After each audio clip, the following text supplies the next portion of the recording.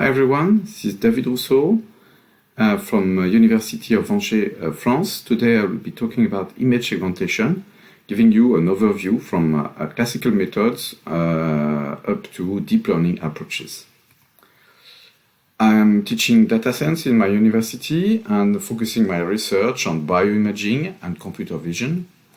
I'm heading also the eMorphen research team, which is a bioimaging research group in Angers. We are part of an institute focusing its research on the quality and health of horticultural crops, taking care of ornamental plants, fruits and vegetables, seeds, and with a specific focus on in their interaction with pathogens. And inside this institute of more than 200 staff, we are one team focusing our developments on high-throughput phenotyping with the help of computer vision. Computer vision can be understood inside several informational tasks that I'm going to go through quickly here. First, you can be concerned by classification. So in this case, you take an image out from your camera and you would like to have as an output some label, semantic label, giving the content of the image. So for instance, you have an image of a leopard and you would like to know if there is a leopard in the image. This takes an image and this gives a label in the end. You can also go for image retrieval. You have an image of an elephant and you don't know exactly if it's an elephant or if it's something else, but you would like the algorithm based on image analysis to look for images with similar content. So this is called image retrieval. If you go now more inside the detail of what's inside the image, you can take an image as an input and not give something globally on the image, but more localized information, like, for instance, the bounding box of objects. And in this case, you are concerned with detection of objects.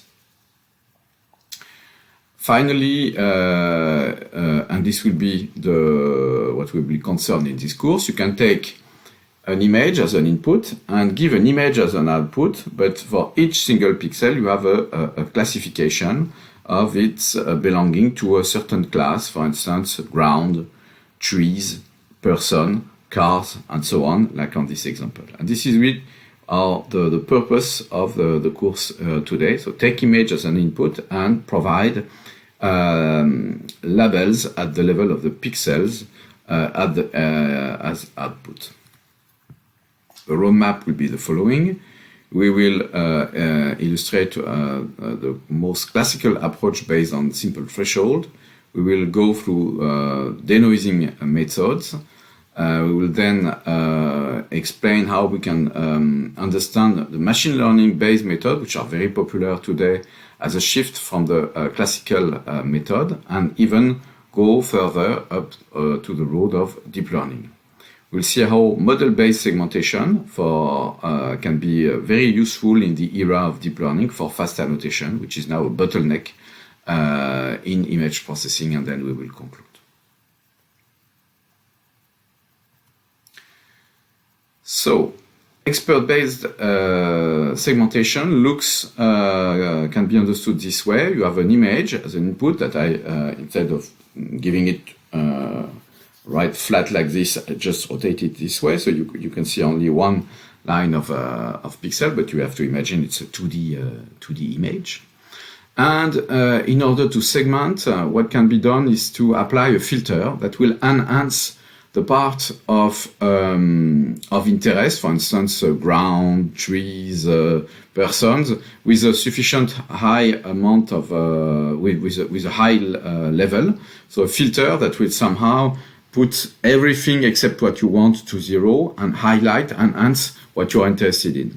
And the basic technologies that has been developed by bioimage analysts over the years have been based mostly on what is called convolution filters, where you have a weighted sum. So you take a local weighted sum. You take the gray level values surrounding the pixel that you want to enhance, and you do a weighted sum by this coefficient W, and to produce a filtered image. So you will sweep this operation all over the image, and this is called in electrical engineering convolution. And you can see that it's also pretty close to how the biological neurons are actually also gathering information from their surrounding other neurons. So a neuron is pulling the information from the surrounding neurons, and the summa of all these weighted sum, because the strength with which the information from surrounding neurons is gathered depends on the strength of the synapse, of the quality of the transmission around the synapse, so which is equivalent to this weight parameter. And you will have something that will pull up and mimicking what's happening on one single pixel when we are doing convolution.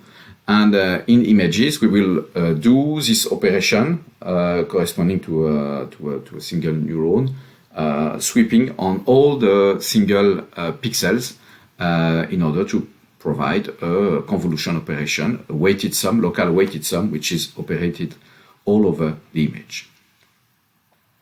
The output filtered image corresponds to a feature, and if this feature is sufficiently discriminative to separate one class from another, so for instance ground from vegetation, or disease from leaves, and so on, then after this feature you can apply a classifier or a regression in order to provide an output image.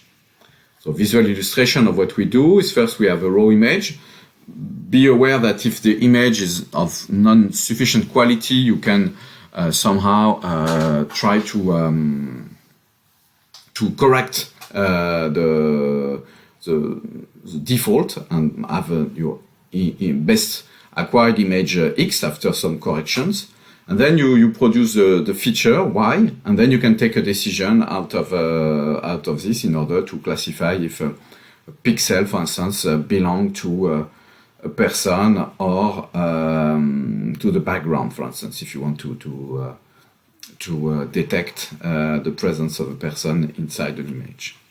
So the simplest classifier that you can apply is a simple threshold that you have to locate somewhere in the histogram of the feature in a valley between the background and the object, and then you have an histogram in the end having all the pixels belonging to the object at a certain gray level, here corresponding to the maximum value, 255 if you are working in images, or 1 if you are normalized images, and 0 for the images corresponding to the background. So if you take an example on a real image, an image which is extracted from the ECCV segmentation challenge initiated in 2014, where the information task is to separate numerically the leaves from the background. The leaves are regions which are not homogeneous in the acquired image, and you will see that you will have some noise in your image. So in most usual situations, you would like to be on the situation below, but you are more on the upper line, and you have some noise to apply before applying a threshold, and you need to maybe denoise your image. So where does this noise come from? The most common noise in luminance imaging is due to thermal noise, meaning that your camera, because it's not cooled up to the 0 Kelvin temperature, has its own radiations which causes some kind of Gaussian noise. For instance, on this yellow part of the image, you can see that you have a distribution which should be flat, but which is not flat. It is distributed here Gaussianly. So how to reduce thermal noise? You can cool the camera, increase the light, or numerically denoise. And to numerically denoise, it is necessary to know the statistics of the noise, because optimal denoising depends on the statistics. So for Gaussian noise, the most efficient technique is linear averaging, and we're going to see how to implement this, or more advanced variants that are listed here. So a first technique of denoising is to assume we have a static scene, meaning that you can take several images taken at different times. So for instance, you have one image here, which is noisy, and you will average a certain number of time your image, so that after sufficient averaging of your image, you denoise, you remove the noise, assuming again that the scene behind is purely static. In plants, especially when you are outside, or even in control condition when there is some convection, it's difficult to assume that the plants, although they don't move a lot, will be fully static. So if you have some of this noise that you want to remove, a better approach can be the spatial denoising, where you will do this convolution that we have already been talking about just before. We have a local averaging, and we average the value based on some local weights given by the coefficient of the filter given in this small imagette in yellow. So for instance here, if you have a convolution filter which is 1 out of 9 in all the 9 pixels of the kernel of convolution, the output value of the input image will be 63 multiplied by 1 out of 9 plus 67 multiplied by 1 out of 9, and so on. And that will be the new value of the output image after this denoising. The 1 out of 9 here is taken to have a normalized kernel, so that the dynamic of your gray levels after filtering is of the same order of magnitude as what you had at the input image. You can see here the influence of the kernel size of the filter. If you take a kernel of 3x3, 5x5, 9x9, the higher you take the size of your kernel, the blurrier the image at input. Please be aware that it's not a matter of intrinsic size of the kernel itself, but the ratio of the size of the kernel with the size of the object that you would like to denoise. If you take a size of kernel which is larger than some object, it will disappear. This is what we see on PECIOL, for instance. If we take something which is larger than the PECIOL, they will be smoothed and be erased. However, on part like the leaves or the soil, we now have something which is more homogeneous due to the blurring effect, and this is what we were targeting here. So there is a kind of trade-off between blurring enough so to have something homogeneous, it should be easy to threshold, and not erase part of the object which are of importance by taking a kernel that would be too large. It's possible to go beyond averaging, of course, and to, for instance, give not the same importance to the central pixel and to the surrounding pixel. For instance, distributing the weights along a Gaussian distribution to have what is called Gaussian blur, which is also accessible in Fiji. So this Gaussian filter will not be controlled by the size of the kernel itself, but by the value of the sigma corresponding to the standard deviation of the gray level. So at the beginning, when you are close to the central pixel you want to denoise, you have high value, and as you depart from this central value in a significant number of sigma times, so typically a Gaussian is non-zero between plus minus 3 sigma, you will tend to 0, and the importance of the pixel too far from the central pixel will be reduced to 0. If the noise is non-Gaussian, the optimal statistic is not the mean. And for instance, for impressional noise, the median is more efficient than the mean. The central pixel is replaced by the median of its neighbors. So it's pretty efficient when you have pixels which have outliers. So for different reasons, it can be missing values, which often occurs when you use LiDAR images in plant imaging, or if you have artifacts on your image, which are spurious artifacts, like you can have also in MRI, for instance. And in this case, median filtering, so instead of a global local averaging, it's a local computation of the mean, of the median, which replaces the central value. As you have seen already, there is a limit of all these convolution filtering methods that I presented, because they are very efficient where we are in the core of a region which need to be smoothed, but which is okay, let's say, to smooth and to like doing pastel in painting. But when you are on the verge of two different regions, one is, for instance, here the soil and the leaves, blurring, local averaging will cause some a blur on the edges and reduce the quality of the segmentation afterwards.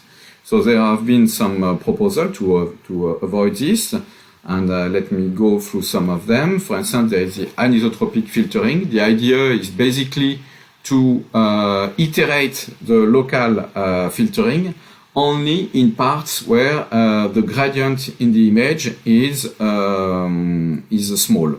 So if there is no gradient, you can continue to blur and up to the point where you will reach something completely flat. And when you are on something which is which includes a large gradient, you should not blur at all, because you are on the verge, on the edge of something.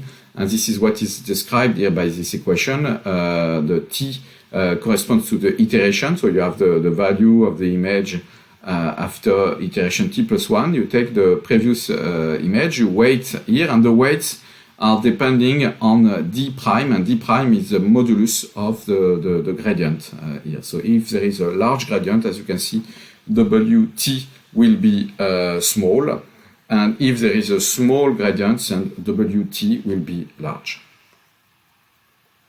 This is a pretty efficient method, but which is not always easy to be tuned, especially if you are not specialist, because you have to tune the number of iterations, the threshold, in order to determine what is a large or a small gradient, and also the size of the window. So it's not that easy to tune.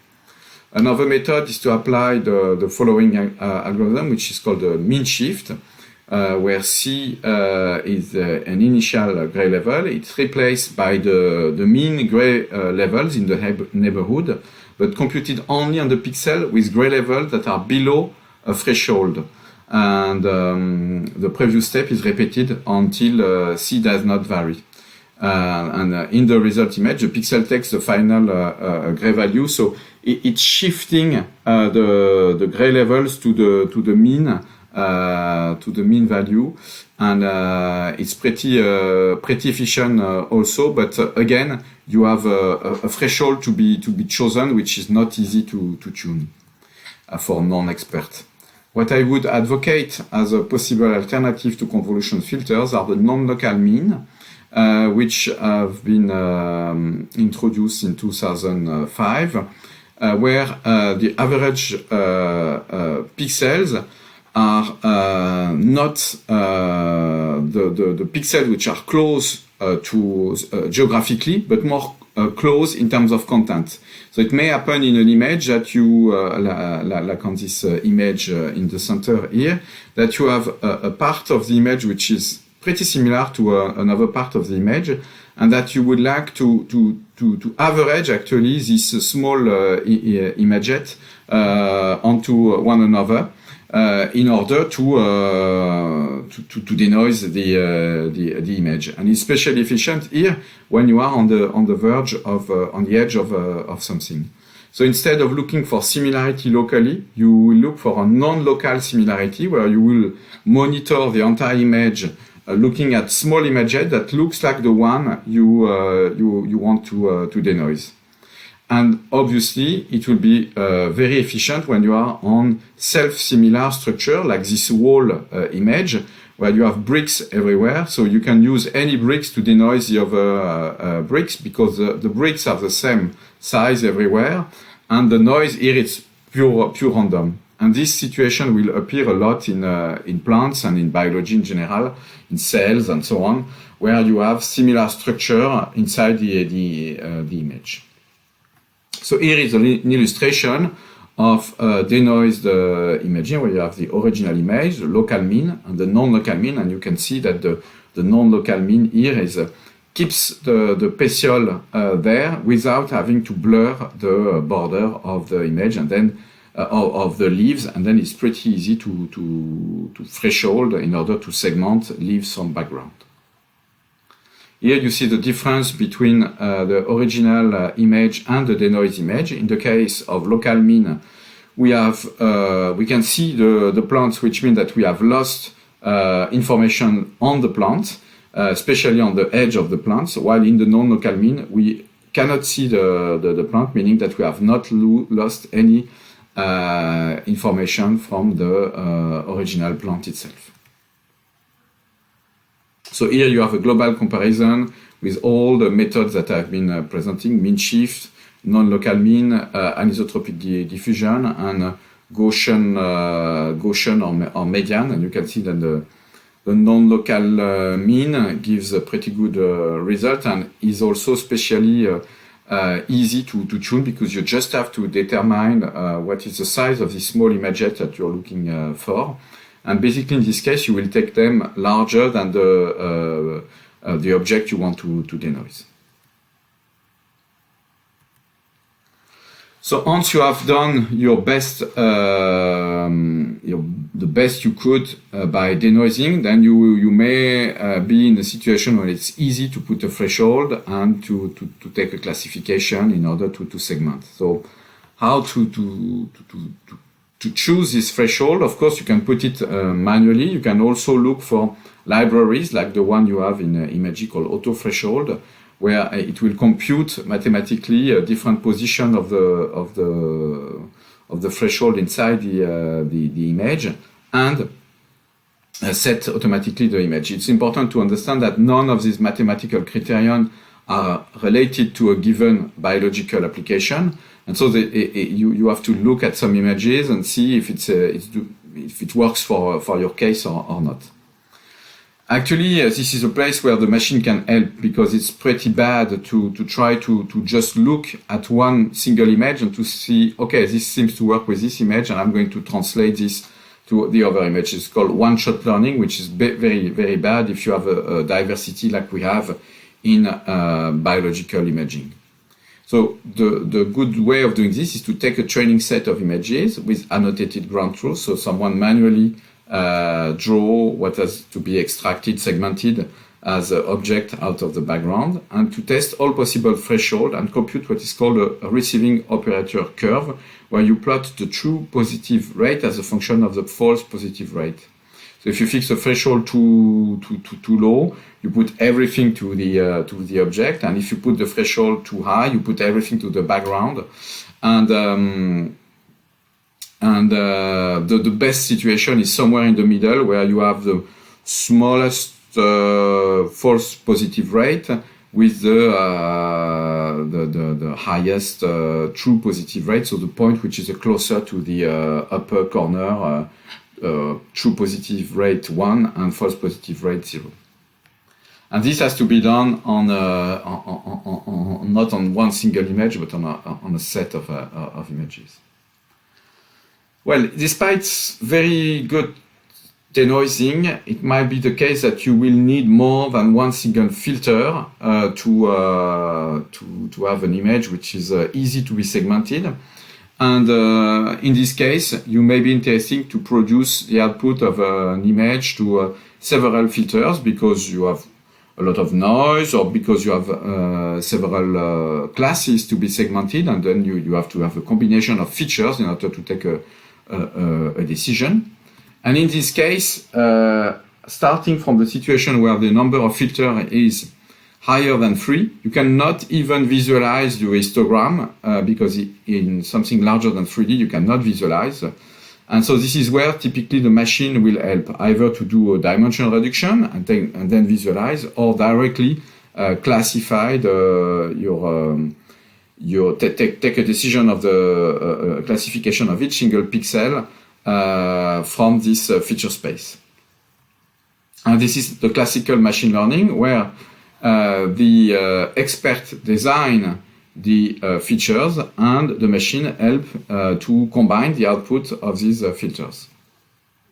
And this is what people do when using standard software such as Weka, Elastic, LabKit, Zen, where an image is passed through a set of filters, and then, like if there was a fingerprint or a DNA sequence, the way each pixel responds to this set of features will help in order to be classified at each single pixel. So, for instance, me describers, like he has glasses, he has a French accent, something like this, or he's a male, female, and so on, would help in order to recognize myself in a set of different speakers in a room, for instance. So the way, one way to do this decision making is to use decision trees, where you will put boundaries. So, for instance, imagine X1 and X2 are the response to a given filter. For instance, color and texture, something like this, for X1 and X2. It could be also on the object, like shape of the object for X1 and size of the object for X2, or whatever. Two numbers, two features. And you would like to take a decision to know if a given instance here belongs to one class, the green disk, or to another class, the red crosses. So how we train a machine for that is that we ask for the human to provide some examples, and the algorithm will design boundaries, will learn a boundary to discriminate from the two classes. So, for instance, place a boundary here and decide that everything which is above X1 has a given part, and then put another boundary here, and already on the left we have two parts of the feature space which are separating the two classes of pixels, and then do this again and again in order to put boundaries everywhere in the feature space. So this can be done automatically with the CART algorithm. Given a data set, it chooses the best dimension and best threshold to split two subsets, and then it performs the first step on the new two subset, and it repeats this until we have a stopping criterion. And the best here is taken as the impurity, so it tries to have subsets which contains the maximum purity or minimum impurity, which can be measured like with this Gini criterion. Here, if pi is equal to 0, then 0 multiplied by 1 is 0. We have a minimum impurity. Sorry, when pi equal to 1, we have minimum impurity, because 1 multiplied by 1 minus 1 is 0, we have 0 impurity.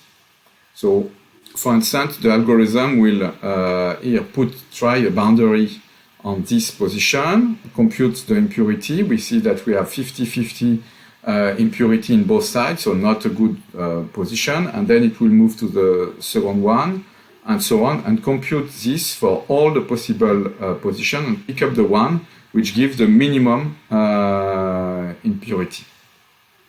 And it will do this again and again with the same criterion in order to have a full map of the feature space. So there are pros and cons on these decision trees. It's simple to interpret because it's a very white box method. It can handle numerical and categorical data, so you could mix, for instance, genomic data in such an approach. It needs little data preparation, especially there's no need to normalize the data. It's rather fast, but it's susceptible to noise. It's a non-optimal algorithm. It's only locally optimal. And there is a chance of overfitting, especially if we go too low in the trees. So random forests have been an alternative to this, where instead of taking one single tree, you take a collection of trees which are trained only on part of the training data and part of the subsets of the dimensions. And in the end, it takes a majority voting to take a decision. So you have an ensemble of trees similar to the one we described, and if a majority is voting for a given class, then the pixel will be associated to this class.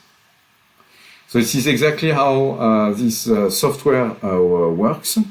And for instance, if you want to segment, so here it's X-ray images of seeds. What you can do is open your image, you open your training image. So I will provide these images to you and encourage you to do this hands-on by yourself before we meet. And to plug in segmentation, trainable Weka segmentation. Here you can use the 3D version because the images are in 3D. Then, second step, you choose a filter to apply for the feature extraction. So you can think of smartly how to select the features when you want to segment some object from another. Then you will annotate, so give some example of pixels associated to the seed, some pixel associated to the coating, and you create a new class corresponding to the background. And then, if you are satisfied with the training, you can create the result in order to further process the image. You can then save the classifier if you are satisfied with this. Open a test image which has not been seen, not annotated, and apply simply the classifier and create the result. I encourage you to have a look with this to reproduce this demo. We designed this example with a sufficiently small sized data set. And you may be aware that there are more powerful tools, like the Elastic tool, which go much faster, which is much more powerful than the Weka plugin in Fitchi. This brings us as a step toward deep learning. In our case, the filters are corresponding to the features are selected by you as an expert. What if we let the machine choose the best features? That's the deep learning, which is based on artificial neural network, where the weights of the filters, I already mentioned the analogy with the biological neurons, the weights of the filters are automatically computed or optimized by the machine itself. So in the case of the deep learning, the feature extraction, the selection of the features is not done by the machine itself, but is done is not done by a human, but it's not by the machine itself. So both the feature extraction and the classification are done jointly in a hand-to-hand process. So there are some scientific consequences of this deep learning. In the past, there was a jungle of image processing algorithm, but in the deep learning era, there are actually very few algorithms which are necessary. There are specific architecture for classification, for object detection, and for segmentation. So, for instance, if you have images where you want to classify between salads and wheat, you identify it's a binary classification. You will take an architecture of a neural network and train them from examples. If you move to a classification of healthy, unhealthy leaves, the algorithm remain unchanged. You just have to retrain, but you can keep the same architecture basically. So all you need is annotation. So there will be several types of annotation. The image level when you are concerned with classification, bounding boxes when you are concerned with object detection, and pixel level where you are concerned with segmentation. So instance segmentation, you have several objects inside the image. Semantic segmentation, if you have a certain part of an object itself out of a background. Object part when you are concerned with multiple parts inside a given object, like in this 3D rose bush.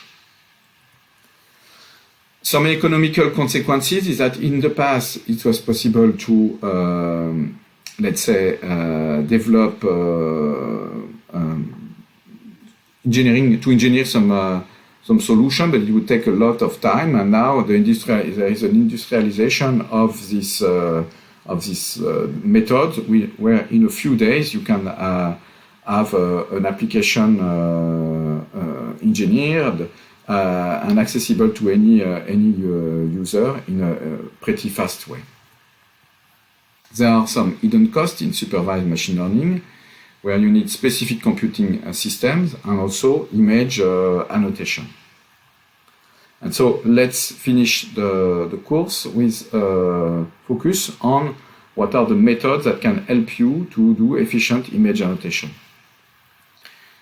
So to do efficient image annotation, you will need to, let's say, draw edges around the object, which can be very time consuming.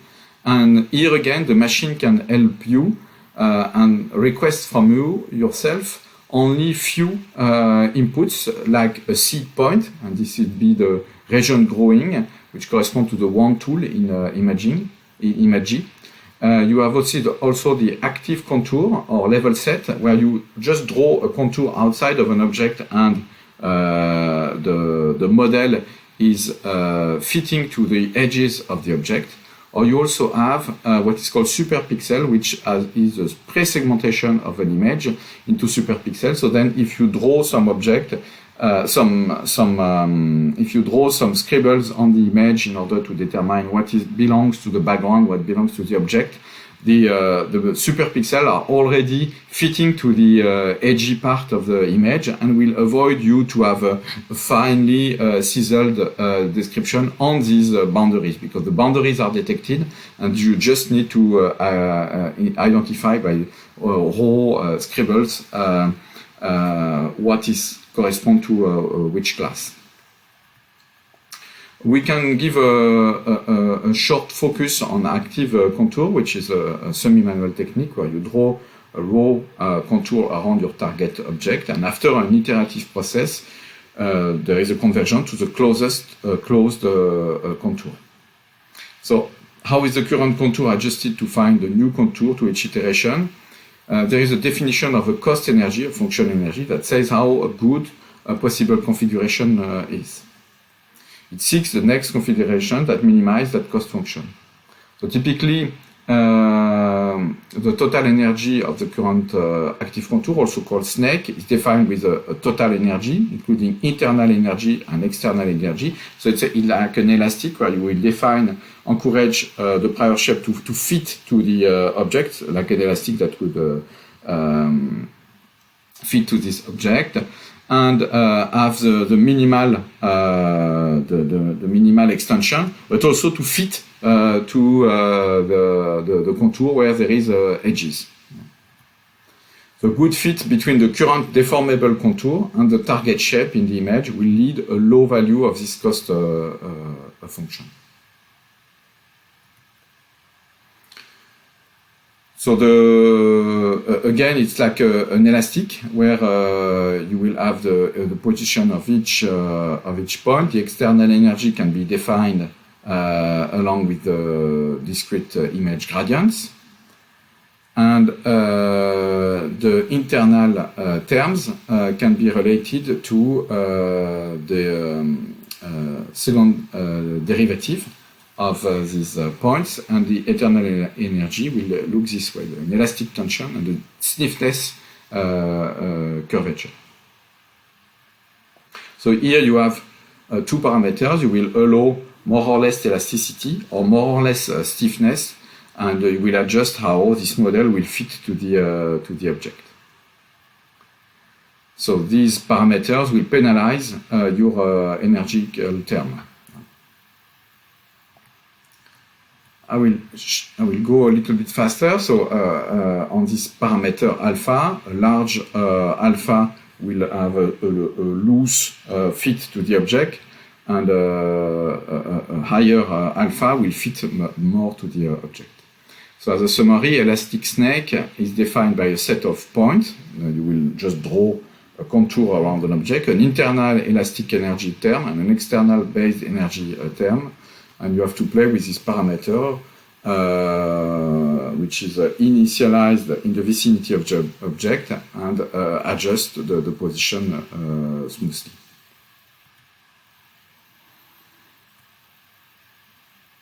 How should the weights in the energy function be chosen? There are some limitations, of course. You may oversmooth the boundary, and it cannot follow topological changes in the object. So if your object is, for instance, shrinking at some point, it will be difficult to, if you have a sequence of images to process, it will be difficult to learn how the alpha parameter should change. And also, if you have a part where the curvature is only locally very high at some point, and which is very different from the other part of the object, this will be also a limitation of this approach. So there are more advanced approaches as level set, which can be a good alternative, but that I didn't present it here in this presentation. So these active contours are useful to track and fit non-rigid shapes when contour remains connected. It's possible to fill subjective contour when there are some missing parts of the object. Flexibility in how energy function is defined, weighted, although again it's a method which may be difficult to understand for a pure biologist. Must have a decent initialization near to the boundary, and the parameters of energy must be set well based on prior information. As a conclusion of this presentation, we have gone through a simplest segmentation method based on simple threshold.